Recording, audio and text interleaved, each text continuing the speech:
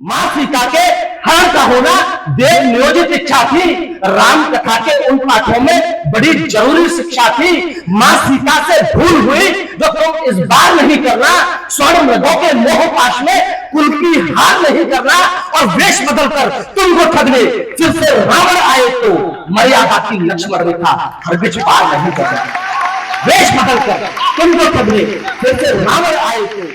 अक्सर ये कहा जाता है कि कविता ऐसे ही हो जाती है, कल्पना धन विचारों का तालमेल कविता।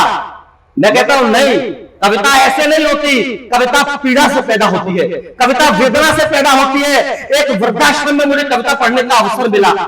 आप विश्वास मानिए, कविता जब पढ़ने के बाद हम अपने बैठे हुए थे तो एक वृद्धा हमारे पास आई, एक अम्मा हमारे पास आई और अपना मोबाइल फोन मुझे देके कहती है, बेटा हमारे बेटों से कह दो कि हमें एक बार आके ले जाए। बड़ी पीड़ा होती है। वे कहते हैं तुम्हारी बात सब लोग सुनते हैं, कवियों की बात सब मानते हैं, तब हृदय में जो पीड़ा होती है। चार पंक्तियां आप कसीमों के सांस्कृतिक मंच से कहता हूं और चेतावनी कहता हूं कि जग जाने से स्वप्न जो टूटे तो सोना ज्यादा अच्छा है, कि जग जाने से स्वप्न जो टूटे तो सोना ज्यादा अच्छा है। दिल जब भी भारी हो जाए तो रोना ज्यादा अच्छा है, और जिनके करके माता पिता की आंखों में आंसू आ जाए, ऐसे बच्चों के होने से ना होना, ऐसे बच्चों के होने से ना होना ज्यादा अच्छा है। अरे बड़ी विडंबना हो गई है, आप उनके मरने के बाद श्राद्ध करते हैं, बड़े बड़े भोज करते हैं।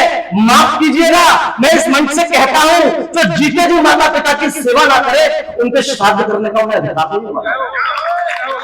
मैं पंक्तियां निवेदित करता हूं कि सही सूरत में दिखलाए तो उस दर्पण से क्या होगा, सही सूरत में दिखलाए तो उस दर्पण से क्या होगा, न उस सद्भाव पुष्पों में उन्हें अर्पण से क्या होगा।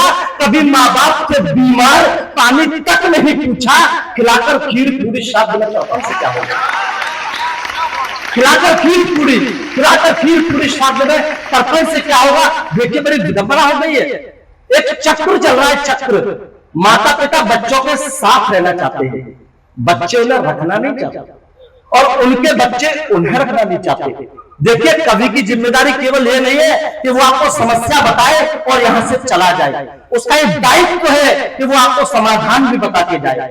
मैं धौलपुर में पैदा हुआ हूं, आपकी धरती का बेटा हूं, और आपके बेटे ने अगर चार पंक्तियों में इसका समाधान दिया हो तो आप मुझे अपना आशीर्वाद दीजिएगा। मैंने चार पंक्तियों में समाधान देने का प्रयास किया है कि आप स्वर्ग के सभी फलों को इसी धरा पर चख लेंगे, आप स्वर्ग के सभी फलों को इसी धरा पर चख लेंगे, आपके आचरणों के बादल कड़ी धूप को ढक लेंगे, और अपने बूढ़े माता पिता को जो हृदय में रख पाए आपके बच्चे स्वयं आपको अपने बूढ़े माता पिता को जो हृदय में रख पाए आपके बच्चे स्वयं आपको सब आंखों पर रख लेंगे। और देखिए तो महिलाएं यहाँ पर बैठी है, आप अकेली मां है यहाँ पर। आज आपको मेरे डाकिए का काम करना है, मेरे पोस्टमैन का काम करना है। आप सारी माओं को बहनों को जाकर बताइएगा, केवल माँ पहला गुरु कहलाने से काम नहीं बनता। माँ की बड़ी जिम्मेदारी है। माँ कभी बच्चे का अहित नहीं चाहती, लेकिन अज्ञानवश भूलवश उससे कुछ गलतियां हो जाती हैं। एक बार एक चोर को फांसी की सजा सुनाई गई। उस चोर ने कहा कि मरने से पहले मैं अपनी माँ से मिलना चाहता हूँ। जब उसकी माँ आई तो उसने अपनी माँ के कान को काट लिया।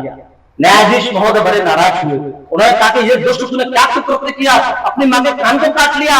तो चोर ने कहा कि न्यायाधीश महोदय, अगर मैंने पहली चोरी की जब मेरी मां ने मुझे रोका होता तो आज मुझे फांसी की सजा नहीं मिली।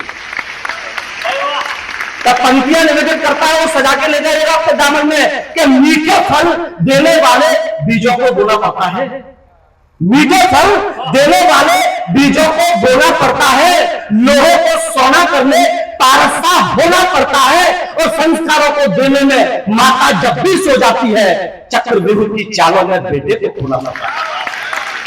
संस्कारों को देने में माता जब भी सो जाती है चक्रव्यूह की चालों में बेटे को खोना पड़ता है। और हमारी दो बहनें मंच पर मौजूद है, बेटियां मंच पर मौजूद है। हमारी बहन ने कहा कि हमारी किसी बहन के जब 35 या 36 टुकड़े मिलते हैं, बड़ी वेदना होती है भाई के हृदय में, पीड़ा होती है। तब अपनी बहनों से चार पंक्तियां कहना चाहता हूं कि मां सीता के हरण का होना देव नियोजित इच्छा थी। मां सीता के हरण का होना देव नियोजित इच्छा थी। राम कथा के उन पाठों में बड़ी जरूरी शिक्षा थी।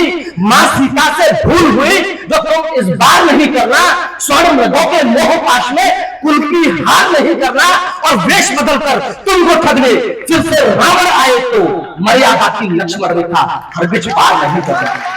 वेश बदलकर तुमको ठगने फिर से रावण आए तो मर्यादा की लक्ष्मण रेखा हरगिज पार नहीं करना।